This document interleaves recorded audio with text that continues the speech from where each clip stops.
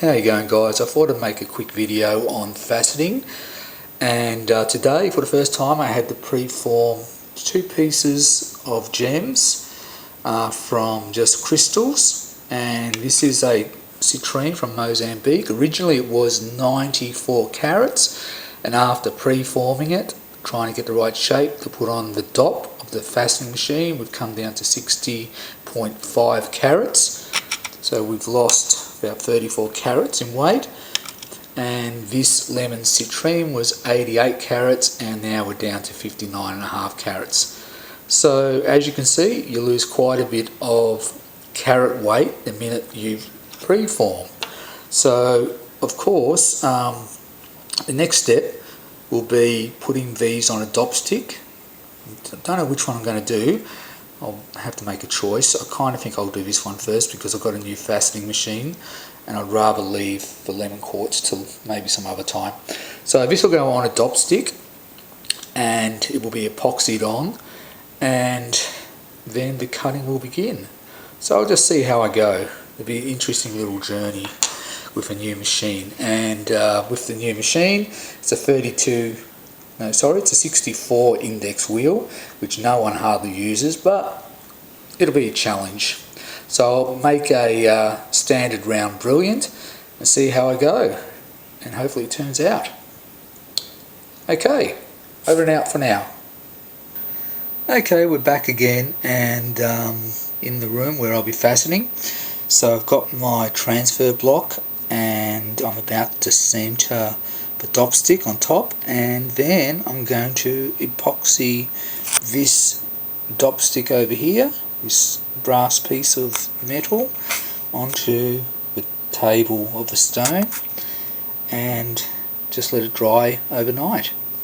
So I'll come back and show you when I've done this. So I've used a two-part epoxy. This is a special brand from the US called Redesigned. It's actually a 5-minute epoxy, and it's a lot better, I find, than the Australian Aerogite, and you only get it for about $6. So as you can see, that's epoxied on, and I'll let that cure overnight, even though it's a 5-minute glue. But this stuff is really fast drying. Like, I can touch that now, I only did it a few minutes ago. So I'll come back when I'm ready to start cutting.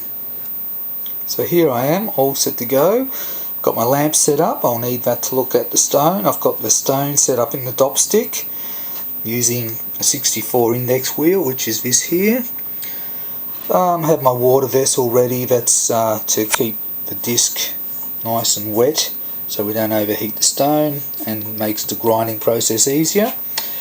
Of course, we have visors, a loop down there, things like tissues I'll need. Also have a chart that I'll be working off, and if need be I could go to a computer screen and highlight where I'm at, so we can still use technology if we want. So I'm working on this Simple Brilliance 64 index, and if I scroll up, this is what I've got to cut first. I've got to set up my index wheel to 42 degrees, and then I'll be cutting these angles here. So what I can do is highlight the first angle, but I know I'm up to that. When I get up to the second angle, I can do that, so forth till I get to the end, and it's got to cut to a center point. So the design we'll be working on, if I scroll up, is a Simple Brilliance, and it should have some diagrams. Where is it? There it is. So it's a basic Simple Brilliance. Actually, I do like it because all these main facets, I like to call them mains, some people actually call them breaks, but in this case they'll be the mains. You're really not cutting off too much material, and I actually think stones look better when they don't cut through and the break facets. But anyway, I'll just scroll back. There we are, and I can use that or the chart. So let's get on to cutting a stone, and I'll see how I go. Totally new faceting machine, haven't used it before, so this will be interesting.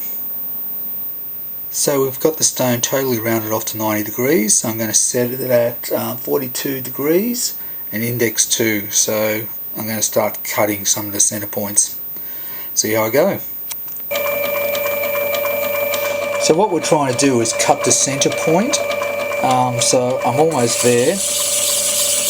and it shouldn't take too long. So the machine's going really well so far. I'm just try to get that, back it off, get that centre point, and we'll see how we go, because I've got another 14 facets to cut.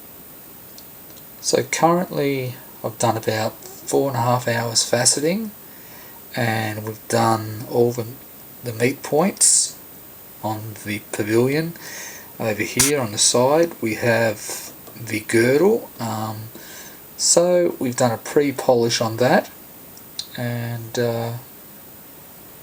next phase is to do a polish. Now that will be really interesting because polish is not easy to do. So doing okay really, because this is a new faceting machine, totally not used to it, and I had to learn a few things as I went along. So the new faceting machine is working pretty well so far. Okay, on to the next stage. Okay, we're back again. I've transferred the stone from transfer block, put it back into the epoxy to cut the crown. So now this is the crown. I've got up to the pre-polish stage, and now I have to polish. Quite a shallow cut at 35 degrees was the first cut, then on to 16 and a couple other smaller cuts in between. Shallow cuts are great. This has a huge table on it which is going to allow a lot of light in. So I've got to polish it now, and that will be the final process. Will be put into the paint stripper to remove the epoxy, because the epoxy's on the dop, as you can see. So this stone is all epoxied on, and I think it should be good stone. I've had a few little problems in between, because we're dealing with a very shallow cut, and it can grip when you're planing down the table or faceting the table. So it's a huge table, it will be quite a reflective stone. So on to the polishing stage. So here we are. We've taken the actual stone out of the paint stripper overnight, and it's absolutely gorgeous. And the great thing about this is that I've added in my own extra little cuts. If I can just show you, get a toothpick. So we've done a couple different cuts along here. Did a star facet down this angle, and it's come up beautiful. Just such a high polish. So this is by far my best stone, and excuse me, this is more what I'm looking for.